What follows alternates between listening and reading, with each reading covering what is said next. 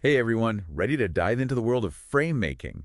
We're talking artistry, we're talking precision, and yeah, we're even talking about nailing that interview. That's right, getting that dream job to build those amazing custom frames. That's what we're here for. And to help us frame this deep dive, we're turning to, you guessed it, RoleCatcher. The ultimate career toolkit.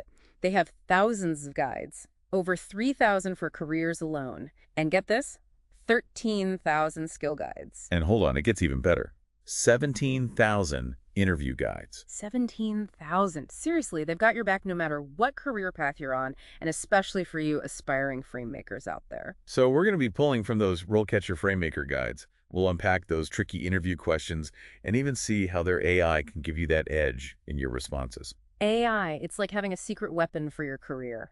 But first, let's talk about that question that always seems to come up. Describe your experience as a frame maker. Sounds simple, right? It does, but I bet it can trip people up. Yeah, you'd be surprised. It's your time to shine, to really showcase your passion. Don't just tell them what you've done. Think about it like this. How would you explain your framing journey to someone who has no clue what it involves? So it's like you're telling a story, the story of your framing career. Exactly. And every good story needs, what? Structure. Start from the beginning. Highlight those key moments. Maybe it was that first perfect miter joint, or a really challenging project you tackled, even a time you had to get creative because you were missing a tool or something. Oh, I can see it now. So I'm in the workshop, right? No clamps to be found. Yeah. What's a framer to do? Exactly. And that's where RoleCatcher's AI comes in. Imagine you put in the job description, and their platform actually analyzes it, tells you what skills to emphasize based on what that specific employer is looking for. That's amazing. Talk about taking out the guesswork. No more wondering if they're interested in your problem-solving skills when you just really want to talk about that one time you used gold leaf. Okay, what's next? What types of frames have you worked on before? This one's pretty direct. Straightforward, but important, right? Absolutely. They want to see you're versatile. Have you worked with wood, metal, anything unusual? How about different framing styles? Classic, modern, you name it. Show them you can handle anything. I bet those employers love a frame maker who isn't afraid to think outside the frame, no pun intended. Exactly. And don't be afraid to really showcase the range of your experience. Framed antique prints, modern art, maybe even some cool three-dimensional objects. Oh yeah, gotta love a good shadow box. Man. Speaking of challenges, I was looking through RoleCatcher's career guide, and being a frame maker, it's not always glamorous. They mentioned it can be pretty physically demanding. Oh, absolutely. You're on your feet a lot, lifting frames, using tools. It's a good reminder that passion and practicality go hand in hand in this field. For sure. Okay, let's get down to the nitty-gritty. How do you ensure frames are properly aligned? Now we're talking precision. Attention to detail, that's key. Don't just say you have a good eye. Tell them how you do it. So what kind of things would impress them? Give us the inside scoop. Talk about your tools. T-rollers, measuring tapes, even laser levels for those big pieces.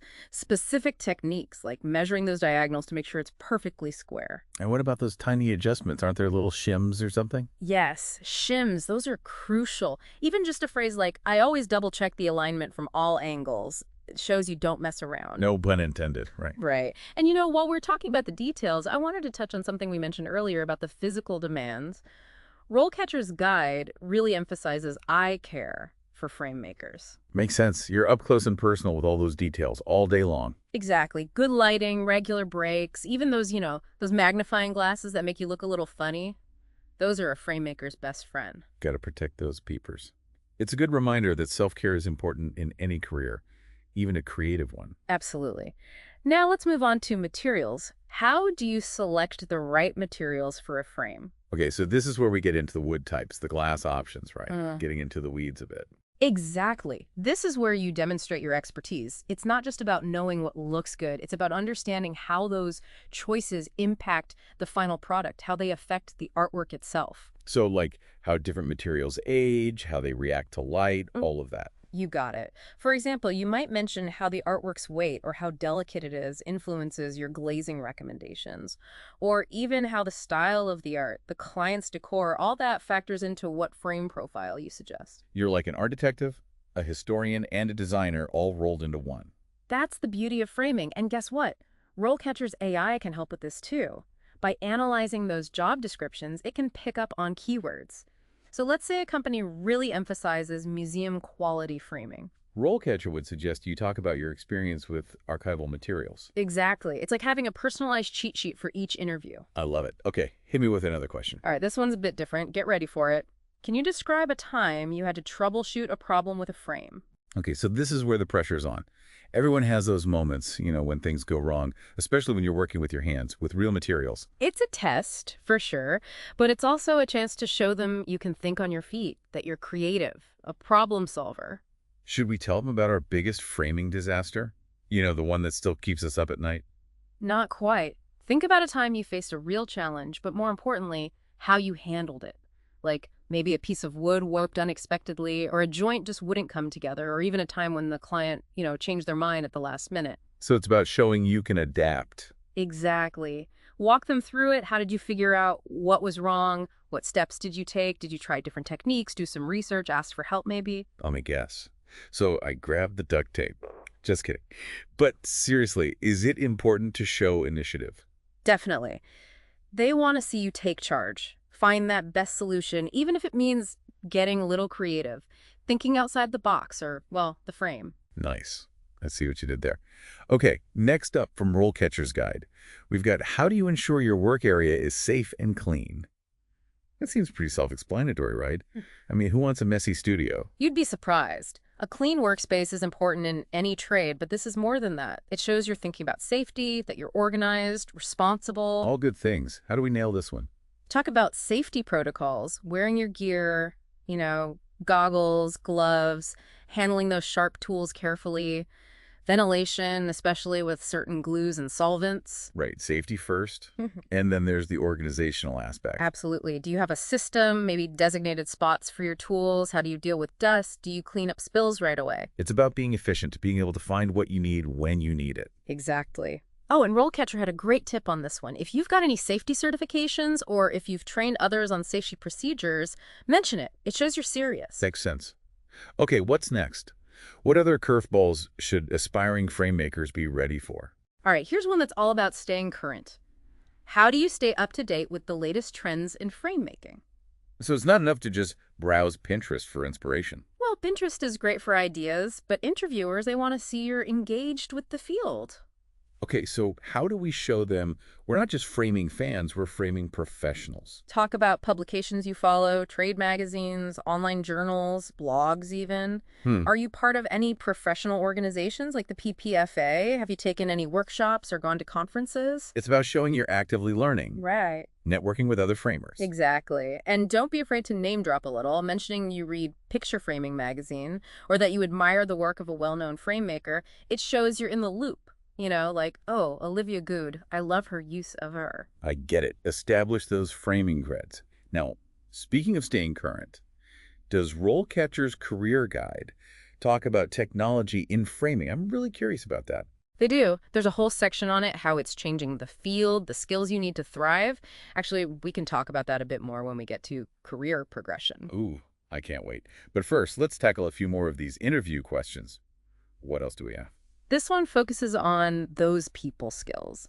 Can you describe a time you had to work with a difficult customer? Oh, the dreaded difficult customer. Every job has them. It's true, but this isn't about complaining. It's about showing you can handle tough situations with grace, with empathy, like a professional. Okay, so how do we talk about this without sounding like we're, complaining? Choose a specific situation where you really had to navigate a tricky interaction. Maybe a client wasn't happy with a frame, or there was a miscommunication about deadlines, or they just had, unrealistic expectations. Focus on how you handled it, not on them.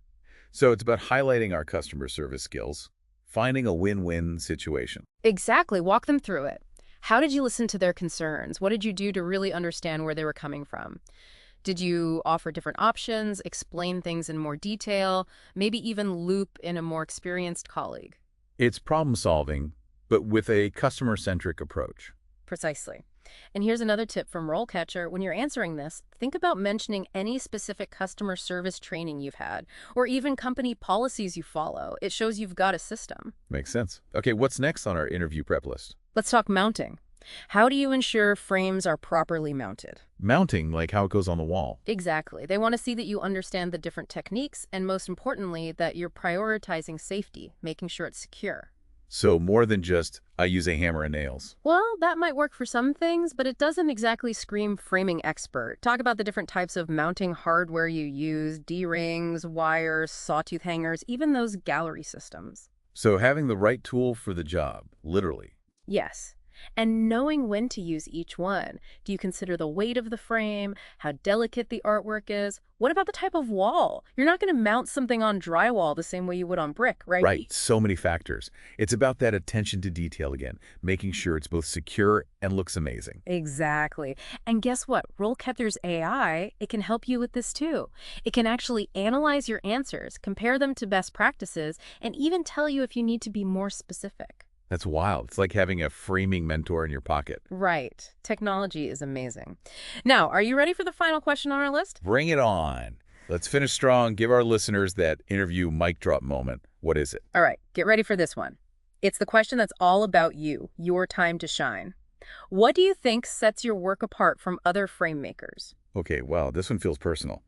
Like they're asking you to define your framing style. That's exactly it. What makes you unique? Do you have a specialty? Maybe working with antique frames or some really intricate matting techniques? Or maybe you're amazing at sourcing, finding those hidden gems that just complete a client's artwork. So it's about owning those strengths, letting your passion show. Should you have some kind of like elevator pitch prepared? It's a great idea. Think about it. What do clients compliment you on? Do you have that insane attention to detail? Do you experiment with different techniques, unusual materials? It's about that wow factor, right? Yeah. That's something special. And that's where a great portfolio comes in. Absolutely. Pictures speak 1,000 words, right? Sure. Having a portfolio that shows off your best work, it can really make an impact. And RoleCatcher can even help you put together that portfolio. They can. Their AI, it can actually analyze job descriptions and tell you which pieces from your portfolio would resonate best. Seriously. It's like having a personal branding expert in your back pocket. Okay, so we've covered a lot of ground today. Those tough interview questions, those amazing insights from RoleCatcher. What a deep dive. It really has been, and I hope our listeners are feeling ready to put all this into practice. But before we go, I wanted to touch on something you mentioned earlier about technology changing the framing game. Oh, yeah, definitely.